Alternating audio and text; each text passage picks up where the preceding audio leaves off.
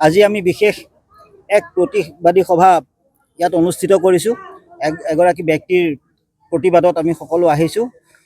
এগৰাকী ব্যক্তি যিগৰাকী আগন্তুক নিৰ্বাচনৰ কংগ্ৰেছ দলৰ প্ৰাৰ্থী হিচাপে মনোনয়ন পত্ৰ দাখিল কৰিছে, তেখেত হ'ল সুনীল ছেত্ৰী।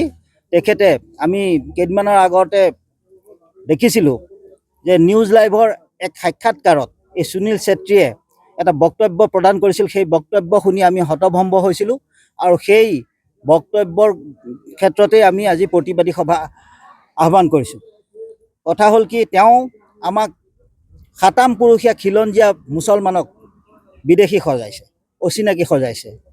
সেই সাক্ষাৎকাৰত তেওঁ কৈছিল যে চতিয়া নদুৱাৰ সমষ্টিৰ বিধায়ক পদ্ম হাজৰিকাই 25 বছৰত নদুৱাৰত একো উন্নয়ন কৰা নাই, মাথো সোঁৱে বাৱে দুজন অচিনাকি ব্যক্তিক লগত লৈ তেওঁলোকৰ উন্নতি কৰি আছে। এতিয়া কথা হ'ল, উন্নয়ন তেওঁ কৰিছেনে নাই সৰু বাচ্চালোকে সকলোৱে জানে, সকলোৱে দেখিছে। তেওঁৰ তেওঁৰ কৰ্মদক্ষতা সকলোৱে জানে, সৰু সৰু বাচ্চাসকলেও জানে। সেইখিনি ক'বলৈ নাযাওঁ।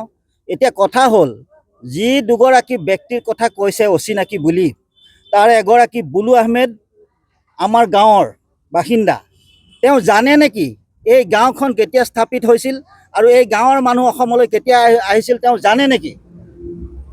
1206 চনৰ পৰা অহা লোকসকলৰে বংশধৰ আমাৰ এই বাকোলা গাঁওখনত আছে, গৰীয়ামৰীয়া লোকসকল। মই বাকোলা গাঁৱৰ গাঁও উন্নয়নৰ সভাপতি হিচাপে, পূব বৰলী মুছলিম জনকল্যাণ পৰিষদৰ সভাপতি হিচাপে আৰু সদৌ অসম মৰিয়া সন্থাৰ সম্পাদক হিচাপে, সাধাৰণ সম্পাদক হিচাপে মই তীব্ৰ গৰিহণা দিছোঁ আৰু আমাৰ এই অসমৰ মুছলমানসকলক ক'ব বিচাৰিছোঁ যে এনেকুৱা ব্যক্তিক যদি ভোট দি বিধায়ক হিচাপে আহিবলৈ দিয়ে তেন্তে মুছলমানৰ ইয়াত গত্যন্তৰ নাথাকিব।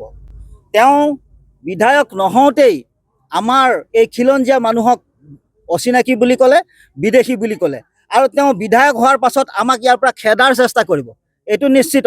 গতিকে আমি সকলোৱে একেলগে প্ৰতিবাদ কৰিছোঁ তেখেতক যাতে কোনো মুছলমান মানুহে যাতে ভোট নিদিয়ে।